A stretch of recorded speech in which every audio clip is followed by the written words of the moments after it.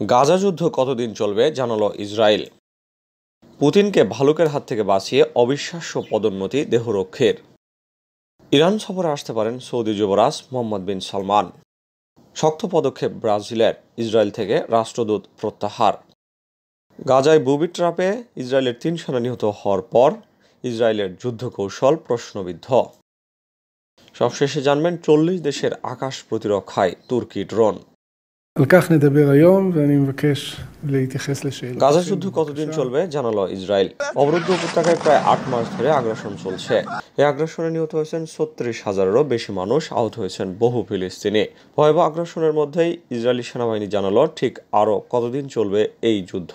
বার্তা সংস্থা রয়টার্স এক প্রতিবেদনে জানায়, বুধবার রাফায় আগ্রাসন চালানোর জন্য শহরটিতে ফের ইসরায়েলি ট্যাঙ্ক প্রবেশ করেছে। এতে আশঙ্কা করা হচ্ছে গাজায় চলতি বছর জুড়েই হামলা চালাবে ইসরায়েল, এমনটাই বলছেন দেশটির কর্মকর্তারা।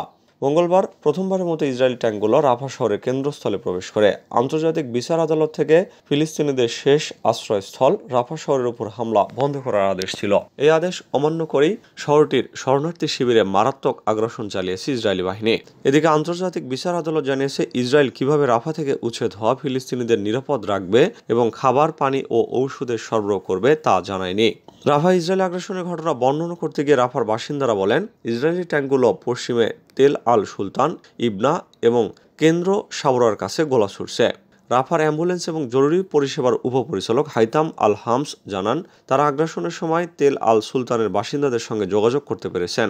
এ সময় স্থানীয় বাসিন্দারা জানান, ইসরায়েলি সামরিক ড্রোনগুলো শরণার্থী শিবিরকে লক্ষ্যবস্তু করেছিল।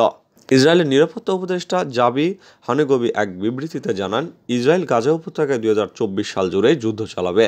বন্দি বিনিময়ের চুক্তি ছাড়া ইসরায়েল হামাসের ইচ্ছা অনুযায়ী গাজায় যুদ্ধ বন্ধ করবে না।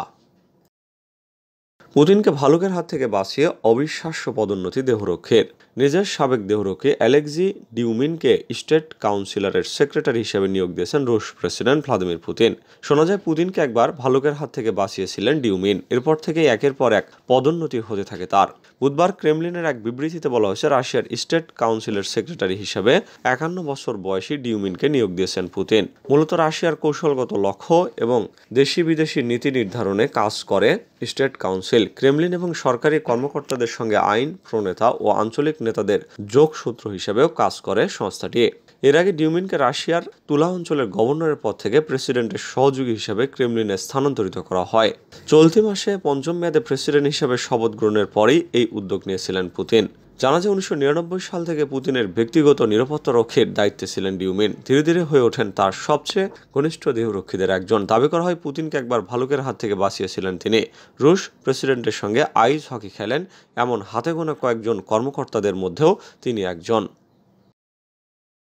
ইরান সফরে আসতে পারেন সৌদি যুবরাজ মোহাম্মদ বিন সালমান। ইসলামী প্রজাতন্ত্র ইরানের ভারপ্রাপ্ত পররাষ্ট্রমন্ত্রী আলী বাকেরি কানি খুব শীঘ্রই আঞ্চলিক কয়েকটি দেশ সফরে বের হচ্ছেন। অবরুদ্ধ উপত্যকা রাফা শহরে ইসরায়েল যে বর্বর আগ্রাসন চালাচ্ছে সেই বিষয়টি সামনে রেখে মূলত তিনি এই সফর করবেন। বুধবার তেহরানের মন্ত্রিসভার অধিবেশনের পর তিনি সাংবাদিকদের এই তথ্য জানান। তবে কখন এবং কোন কোন দেশ তিনি সফর করবেন তা বলেননি। সৌদি যুবরাজ মোহাম্মদ বিন সালমানের তেহরান সফর সম্পর্কে এক প্রশ্নের জবাবে আলী বাকেরি কানি বলেন, দুই পক্ষ থেকে আমন্ত্রণ জানানো হয়েছে, তবে এখনও সফরের বিষয়ে সুনির্দিষ্ট তারিখ ঠিক করা হয়নি। ইসরায়েল থেকে রাষ্ট্রদূত প্রত্যাহার করে নিল ব্রাজিল।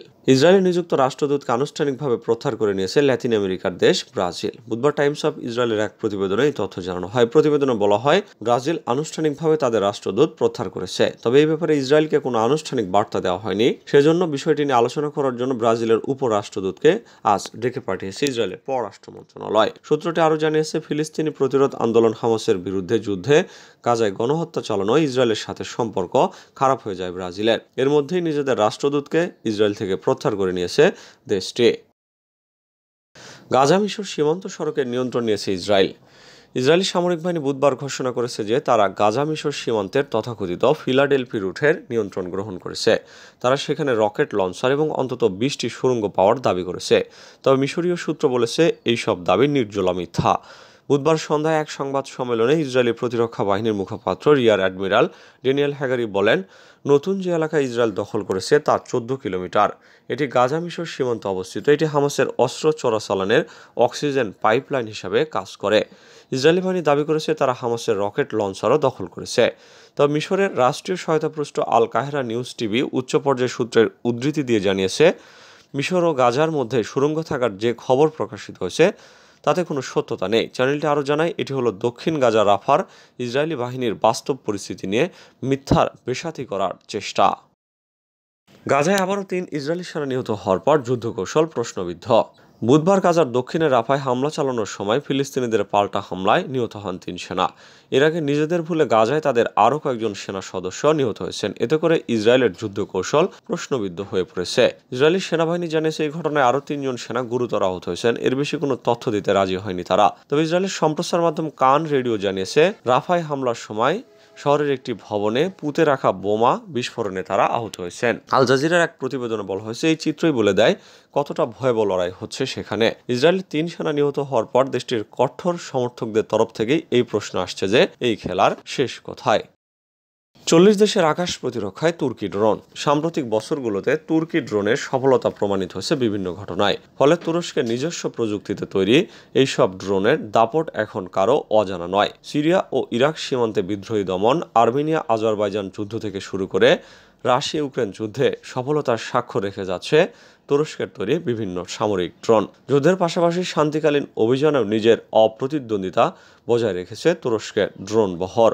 বলা হচ্ছে, বর্তমানে বিশ্বের অন্তত 40টি দেশের আকাশ সুরক্ষায় নিজেকে সক্ষম প্রমাণ করেছে তুর্কি ড্রোন বহর। দেশটির রাষ্ট্রীয় বার্তা সংস্থা আনাদুলের এক প্রতিবেদনে বলা হয়, বিশ্বের অন্তত 40টি দেশের আকাশ সুরক্ষায় অবদান রাখছে তুরস্কের তৈরি বিভিন্ন ড্রোন। দেশটির প্রযুক্তি বিষয়ক মন্ত্রী মেহমেত ফাতি কাসের এমন দাবি করেন।